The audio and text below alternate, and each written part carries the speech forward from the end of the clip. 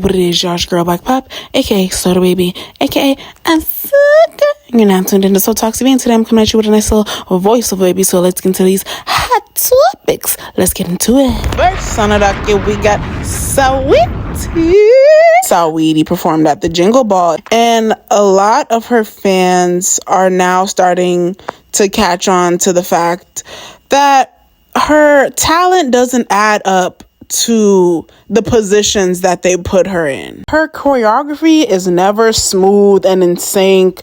She forgot her lyrics. She's out of breath as usual. Oh, Trilla, you done got me out my breath. But I got one more for you. And there was a point that even the DJ had to start rapping some of her lyrics and tell her to sing the song. As far as like business moves and getting endorsements and, publicity, it's been a great year for her. But when it comes to what we actually know her for as music and rapping and performing, it's been a terrible year. And at this point, we have no choice but to mention her in certain categories because she's in the same spaces as the Megan Thee Stallions, the Cardi B's, the DojaCats, the City Girls. And it's like, now that you are no longer a cute rapper's girlfriend, and the fact that you've been out long enough, you are a part of the conversation with, the hottest and most talked about female rappers. And because of that, everything she does now gets picked apart because she's now nominated for a Grammy. And right now the spotlight is really on her and the ball is in her court. And even before her dating Quavo, she had 3 cute songs. Nothing that I would put in my playlist. Tap In is cute. My Type, cute. The Icy Girl, cute. And everything in between those songs and after those songs were flops to me personally. And it's like, now you can't hide behind being quote unquote a new artist or a rapper's girlfriend. Now the spotlight is really on you. And it's safe to say that it is pretty privileged and it is colorism.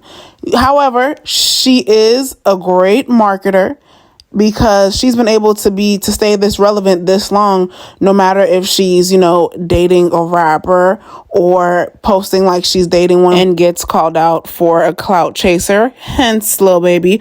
But celebrities do this all the time. And luckily she's beautiful. So it's like, it's a lot of power in that. And we all know we can't hate the player, hate the game. Ain't no shame, baby. Do your thing, But in all honesty, we all know if it was a dark-skinned woman, this would not go. Hence to why Cash Doll's career never really went up the way we wanted it to. And even if I feel like Cash Doll is slightly more talented than Saweetie, it's the same case of thank God you're beautiful because, you can get very far with that. And being brown skin and dark skin can hold you back in this industry because you're not as palatable to other races. And no disrespect, being ghetto and ratchet as can only get you but so far, because it can still make money for the entertainment as far as entertainment, but you pigeonhole yourself in just being that. It comes with that because there's a lot of girls that are out now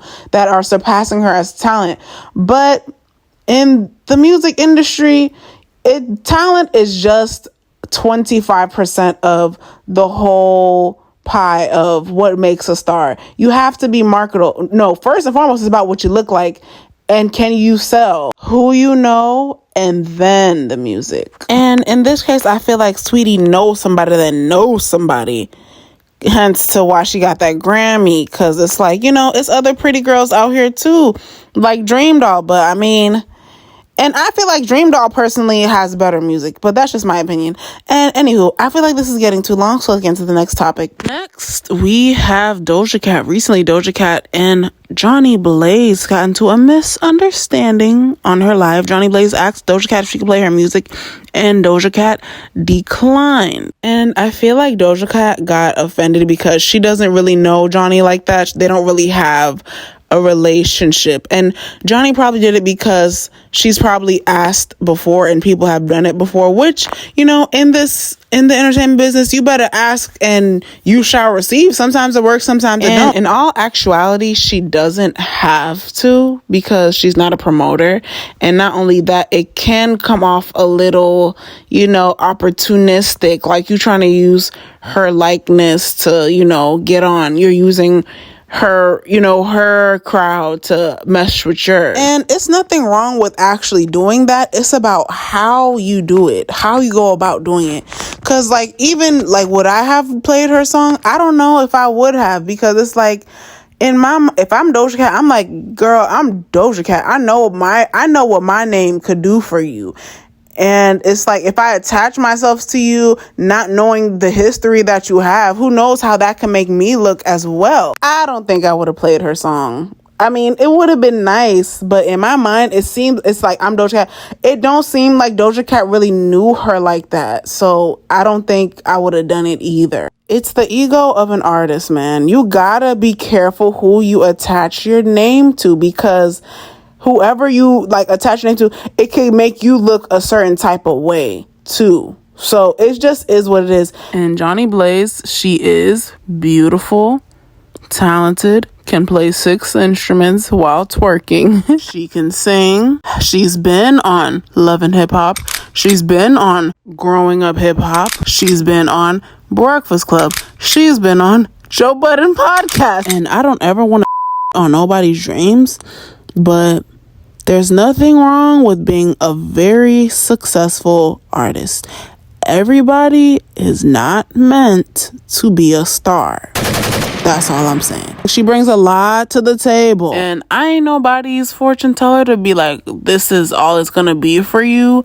But after a while, as you grow, you gotta see, like, you gotta get in tune with timing, because we see her, we know her, and she's been out for a while. So it's like, you know, we know who Jhonni Blaze is, but hopefully maybe it may take a little more of a rebranding. And not only that, I feel like even when I was taking music seriously, I eventually came to realize that doing music that's always sexual all the time can make you seem one-dimensional. So I feel like maybe switching up her content about what she sings about and how she sings it too could help. It could bring out more of the soulfulness, you know, help us see different sides of her. So maybe that could help, but I ain't nobody's manager. I don't know much. You know, I'm just on here on YouTube saying my opinion. Anywho, next we have Vivica A. Fox. Vivica A. Fox was recently on a panel taking questions from the crowd, and an interviewer had a question about her not having children, and she had this to say. I got 6 god babies. Don't think that I don't, because I didn't birth children, that I don't have children. I have 6 godchildren, and I do not feel less fulfilled as a woman, period. All I have to do is spend an afternoon with them. So we did Christmas pictures the other day, and I had them on the speed cycle. I was like, you come at 6:15, y'all come at 6:30, y'all come at 6:45. We're going to be at CPK by 8:30, because I know they're going to get tired by 9:30. And sure enough, like clockwork, they did. And at the end of the night, I was like, Gigi, love you bookers. Okay, I'm seeing next time. All right. So, but I love children. Please do not get me wrong. I absolutely love children.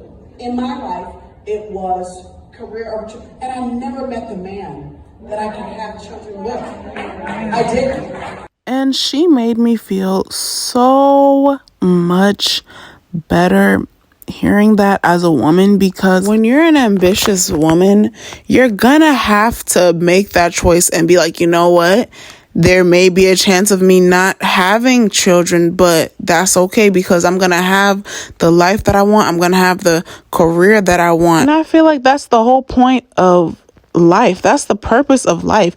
You owe it to yourself to give yourself the best life you can, whether there's kids or not, whether there's a man there or not, because I would hate to be attached to a man forever just because I have kids with him, unless I'm married, because at least with that type of boundary or type of respect, there's certain things that men know that they are gonna do, and the certain respect you're gonna have. But, you know, that's just me. And it's messed up how society tries to write women off just because they don't have children or they don't have a man. And everyone does not want to be a mother. You know, that's not the only way to leave a legacy. And a lot of people who try to force quote unquote legacy on their children try to vicariously live through their kids and don't let them have an identity outside of them. Kids are entire human beings by themselves, and they do not deserve to bear the burden of what you couldn't do. The legacy is not the kid's responsibility. That's your responsibility as you being an individual. And not only that, you don't know what could be going on with a woman's body that you don't know if she even wants to share with you, you know, and it just can come off very intruding and invasive. It's okay to want to have kids, and it's okay to not want to have kids, and you shouldn't be ostracized and demonized and made fun of because you don't have any, you know. But that's my take on that. You know, let me know what you think in the comments. More videos coming soon tonight, baby. Follow me on It's a Black Pop. So to talk to you, my backup page. Until this next video.